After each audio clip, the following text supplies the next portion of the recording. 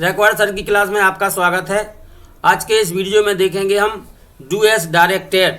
कुछ सेंटेंस यहाँ दिए गए हैं डायरेक्शन के साथ, पहले हम उनको पढ़ लेते हैं। फर्स्ट सेंटेंस है I do my homework. Negative sentence में बदलना है इसे। It is raining present perfect tense में बदलना है इसे। The won have be match, इसको हमें रीअरेंज करना है। The two friends found a part. The part contained 100 gold coins. इसे क्या करना है, हमें कंबाइन करना है और विच शब्द से मिला देना है। He does his work honestly, इसका हमें निगेटिव सेंटेंस बनाना है। अब हम इनको एक एक करके देखेंगे। फर्स्ट सेंटेंस है I do my homework. Negative बनाना, तो निगेटिव बनाने के नियम क्या है पहले हम उन्हें देखेंगे। पहला नियम ये है कि जो भी हमें वाक्य दिया गया है उसकी हम वर्ब देखते हैं। वर्ब में देखते क्या है, वर्ब का ये देखेंगे कौन सा फॉर्म है। यदि वर्ब का फर्स्ट फॉर्म है तब आप क्या करेंगे, उस फर्स्ट फॉर्म के पहले डू नॉट लगा देंगे। यदि वर्ब का सेकंड फॉर्म है तब आप क्या करेंगे, उस सेकंड फॉर्म को फर्स्ट फॉर्म में बदलेंगे और उसके पहले डिड नॉट रखेंगे। और यदि हमें वर्ब में एस आई एस मिलता है तो जो एस आई एस हटा करके उसे हम फर्स्ट फॉर्म में बदल देंगे और उसके पहले डज नॉट रख देंगे। यदि हमें हेल्पिंग वर्ब दी गई है तब हम क्या करेंगे, जो हेल्पिंग वर्ब है उसी के बाद नॉट रख देंगे और निगेटिव बना लेंगे। तो ये वाले नियम हैं, इनको हमें याद में रखना है। अब हम ये जो वाक्य दिया गया है उसको देखते हैं। इस वाक्य की जो वर्ब है वो है डू। जो डू है ये वर्ब का फर्स्ट फॉर्म है, क्योंकि डू के तीनों रूप हैं, डू, डिड और डन। तो डू है फर्स्ट फॉर्म।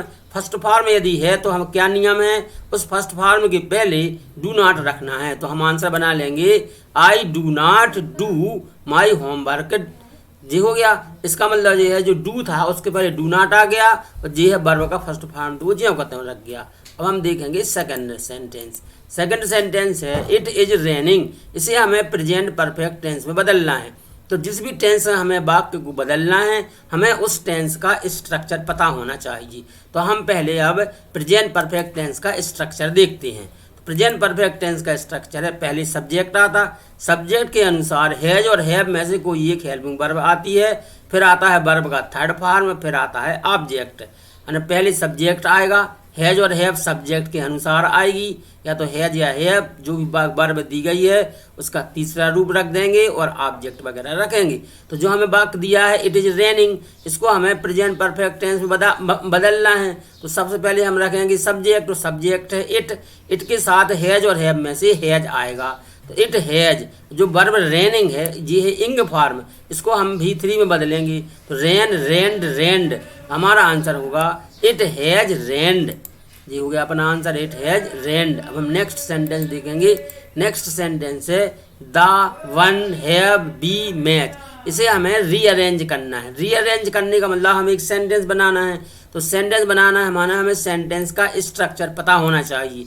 तो सेंटेंस का स्ट्रक्चर सबसे पहले सब्जेक्ट आता, सब्जेक्ट के बाद वर्ब आती है, वर्ब के बाद ऑब्जेक्ट, ऑब्जेक्ट के बाद मैनर, फिर प्लेस और फिर टाइम आता है। तो सब्जेक्ट इन जो हमें सेंटेंस दिया है हम उसमें पता करेंगे कौन सा शब्द सब्जेक्ट हो सकता है। तो द हो नहीं सकता, वन वर्ब है, हैव भी वर्ब है, बी हो सकता है और मैच हो सकता है। तो मैच कोई काम नहीं करता तो बी होगा, be have won the match. इस हिसाब से हमने सेंटेंस बना लिया। पहले सब्जेक्ट आ गया है बी, तो वर्ब रखेंगे, तो हेल्पिंग वर्ब और मेन वर्ब दी गई हैं तो हेल्पिंग वर्ब पहले आएगी, we have won the match. इसका इस हिसाब से हमने बना लिया है। फोर्थ देखेंगे अब हम, the two friends found a part. दो दोस्तों को एक घड़ा मिला। The part contained 100 gold coins. Part में 100 सोने के सिक्के थे। इनको हमें विच से मिलाना है। तो हम देखेंगे विच से मिलाने का मतलब है इनको हमें एडजेक्टिव क्लॉज बनाना है। तो एडजेक्टिव क्लॉज बनाने की हम विधि देख लेंगे। सबसे पहले क्या होगा, जो हमें सेंटेंस दिए गए हैं उनमें हम देखेंगे कौन सा शब्द है दोनों में कॉमन, यानी वह शब्द जिसके लिए दोनों सेंटेंस जिसका वर्णन कर रहे।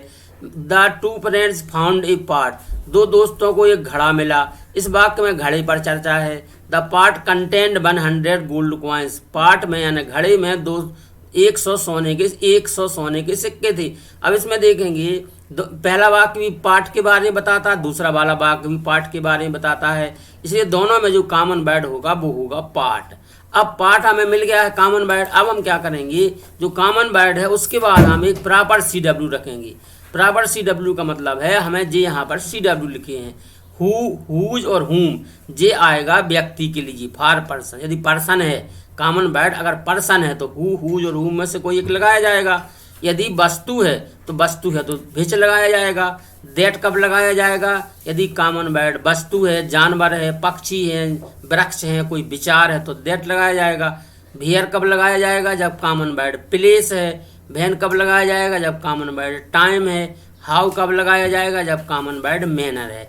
तो इस वाले वाक्य में जो कॉमन वर्ड है पार्ट। और पार्ट क्या है? पार्ट है वस्तु। वस्तु है इसलिए क्या लगाएंगे हम? विच। तो हम क्या करेंगे? पहले कॉमन वर्ड देख लेंगे। कॉमन वर्ड के बाद हम विच शब्द लगा देंगे। विच शब्द लगाने के बाद हम सेकंड सेंटेंस रख देंगे पूरा का पूरा। सेकंड सेंटेंस के बाद में हम फर्स्ट सेंटेंस का अगर कोई भाग बचा है तो उसको रखेंगे और नहीं बचा है तो नहीं रखेंगे। तो अब हम इसको जोड़ेंगे। सबसे पहले हम क्या करेंगे? कॉमन वर्ड को देख लिया हमने, पार्ट है तो हम वाक्य शुरुआत करके कॉमन वर्ड तक पहुंच जाएंगे। तो हमने क्या हुआ? The two friends found a part, यहाँ तक पहुंच गए क्योंकि हमें कॉमन वर्ड की बात रखना है CW। The two friends found a part, फिर विच आ गया। विच के बाद दूसरा वाक्य रखेंगे हम। विच के बाद रखा कंटेंड 100 गोल्ड कॉइन्स, जी हो गया। अब पहला वाला वाक्य जो था पूरा का पूरा पहले से रख गया था, इसलिए अब हमें यहाँ पर ये हमारा आंसर ही हो जाएगा। The two friends found a part which contained 100 gold coins. अब हम देखेंगे 5 सेंटेंस क्या है। फिफ्थ है he does his work honestly. इसे निगेटिव बनाना। निगेटिव बनाने के हमें रूल पता होना चाहिए। रूल में पहला रूल है जो वाक्य हमें दिया है उसकी हम वर्ब देखेंगे। वर्ब का यदि पहला रूप है तो डू नॉट धन वर्ब का फर्स्ट फॉर्म रखेंगे। वर्ब का सेकंड रूप है तो डिड नॉट धन वर्ब का फर्स्ट फॉर्म रखेंगे। वर्ब में एस या ई एस तब डज नॉट धन वर्ब का फर्स्ट फॉर्म रखेंगे। यदि हेल्पिंग वर्ब है तो हेल्पिंग वर्ब के बाद नॉट रख देंगे। अब हम जो वाक्य हमें दिया है उसमें देखेंगे क्या है हमें। इसमें वर्ब है डज। डज कौन सा फॉर्म है? डज है वर्ब का एस या ई एस फॉर्म। एस या ई एस फॉर्म है तो हम इसके पहले डज नॉट रख देंगे और ई एस हटा करके वर्ब का फर्स्ट फॉर्म कर देंगे। तो हमारा आंसर हो जाएगा he does not do his work honestly. तो इन नियमों के आधार पर हमने इसे निगेटिव में बदल लिया है।